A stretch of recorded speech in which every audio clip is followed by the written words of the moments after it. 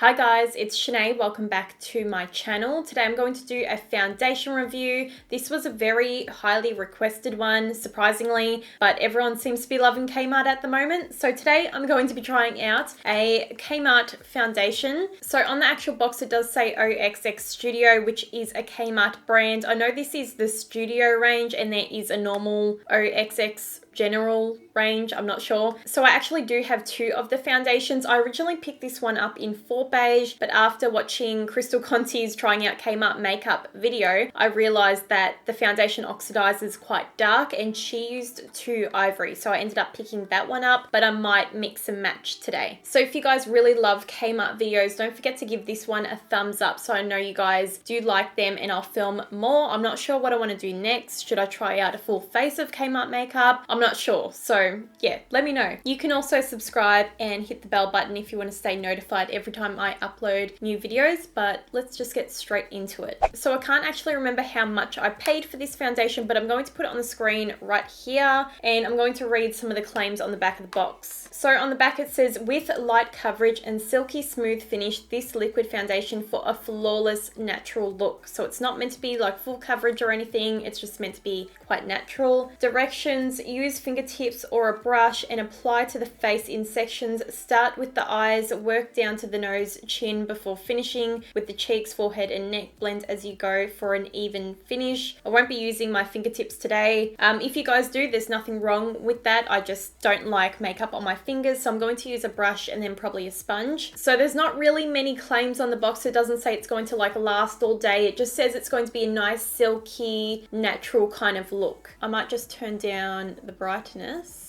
Okay, I don't know if that looks any different. I just don't want it to be too overexposed for you guys, but I'm going to start off with primer. I'm only going to prime one half of my face to see if that makes any difference for the wear time. I will do check-ins throughout the day to see how it's holding up on both sides of the face. I'm going to prime this half, so I'm going to start off with my Benefit Porefessional Pearl Primer. And this primer just really hides those pores. So I'm going to see if that helps the foundation look nicer on the skin. Okay, so I don't think I'm going to use any other primers. I just feel like the Porefessional is kind of really all I need at the moment. I haven't found like a holy grail primer that just makes my foundation last a really long time, so I don't want to just use one for the sake of it. So in the bottles, you can't really tell the color difference. This one is 2 Ivory and that one's 4. I might drop both of them onto my face. So that's the color Ivory. It doesn't look very ivory. It's very dark actually. And this one is for Beige and it actually looks lighter, which is really weird. And it's more yellow tone as well. The Ivory one's very orangey pink. Okay, I feel like they're both darkening up now. Wow, okay, no, that's not okay. And that's Ivory. That's so dark. Okay, so I think I'm going to go for Ivory. I cannot believe how dark these are. You're called Ivory. You're not Ivory. That's so dark. Okay, I'm gonna wipe those both off. Well, I don't think we're gonna be using Beige today. I don't think I'll ever be using Beige, unfortunately. I'm going to start out with a brush. I'm going to use my Zoeva 102 Silk Finish brush. So this is probably one of my favorite foundation brushes. I'm just going to bring that up onto the ears so it all blends in. I don't know if this is actually going to match my fake tan, but we're just gonna, you know, go with it today. To be honest, so far I'm really not minding it. It feels really nice on the skin, blending out quite nicely as well. Okay, so this is one half of my face done compared to the other one. I wouldn't say it's completely light coverage. I think it's a good medium coverage. I really like how it has dried down on the skin. Like it doesn't feel like sticky or like yucky on the face. It's dried down really nicely. I'm not sure on the color yet. Like I can't really tell. I've got so many lights in this room. So I guess I'll just wait until I finish my whole face and makeup and then really judge what the color's looking like. But just keep in mind, I feel like these run really dark. I know they've got a lighter shade than Ivory, but I feel like it probably wouldn't be much lighter. This just isn't Ivory. Like I've got fake tan on at the moment, so it's a bit crazy. So for this side of my face, I am going to use a beauty blender. I just want to see if the coverage is any different with a sponge.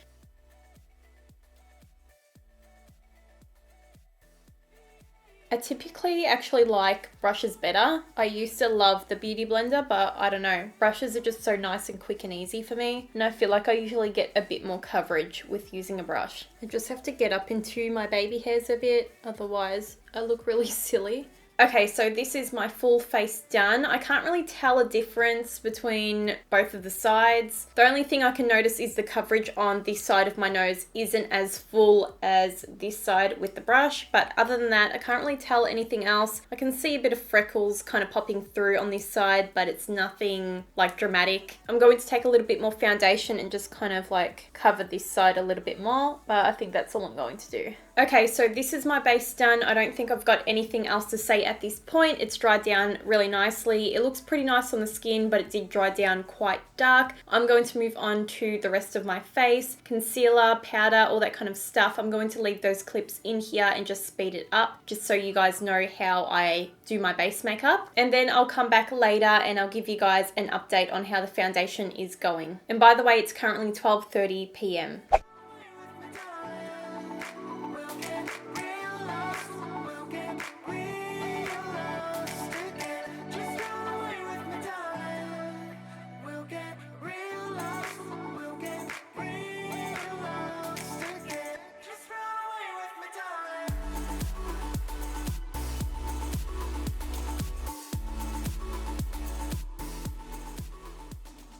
Okay guys, so I'm back. It's currently 10:30 p.m. at the moment, so I've been wearing the foundation for about 10 hours now. As you can tell, I am looking super duper shiny. I really wanted to touch up my face today, but I was like, no, don't touch it up, don't powder it, don't blot. I just wanted to leave it as is so you guys could really see what the foundation did look like by the end of the day. So at the start, the foundation did look really good. Once it got to about the 4-5 hour mark, that's when the foundation started to go quite dewy and oily on my skin. Usually when I've got a foundation that's already going oily by the 4-5 hour mark, I know that it's not going to be an extremely long wearing foundation. I've got some that I hit like the 5-6 hour mark and it's not even shiny yet. So I knew as soon as this one went shiny really quickly, I was like, okay, I'm going to look pretty oily if I continue wearing this. The nose is definitely the worst. I wouldn't say either side looks any different. Like even wearing the primer, it still looks just as shiny. I know the primer I used wasn't like a shine reducing primer, but like it didn't make any difference to any side. I did notice my pores definitely looked smaller on this side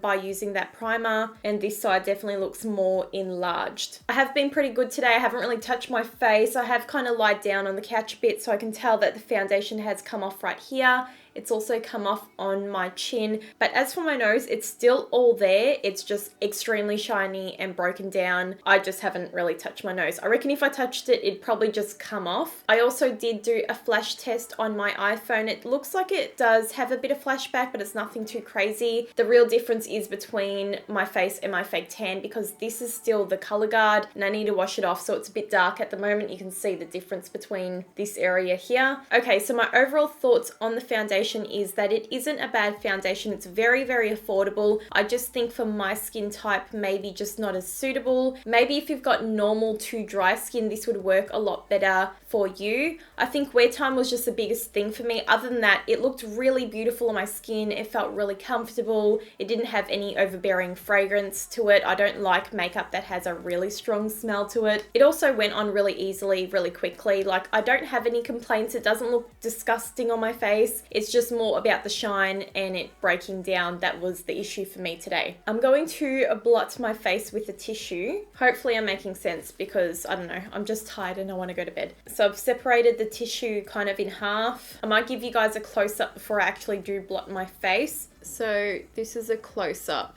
You can see it has worn off a bit, transferred. It did crease a little bit around here. I'm going to blot it while I'm close up.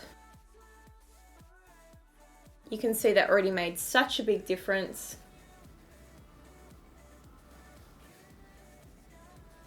I'm definitely looking less shiny now. It actually doesn't look too bad, but I can tell it has removed a bit of the foundation around my nose after like touching it. Okay, so I hope you guys enjoyed this video. Don't forget to give it a thumbs up for me. Also, let me know down below if you want me to try any other Kmart makeup products. I'd be happy to review any of those or do like a full face using Kmart makeup. Don't forget to hit that subscribe button and also the little bell button so you guys are notified every time I upload new videos. You can follow me on Instagram, Snapchat, Twitter, and Facebook. And I'll see you guys really soon in my next video. Bye.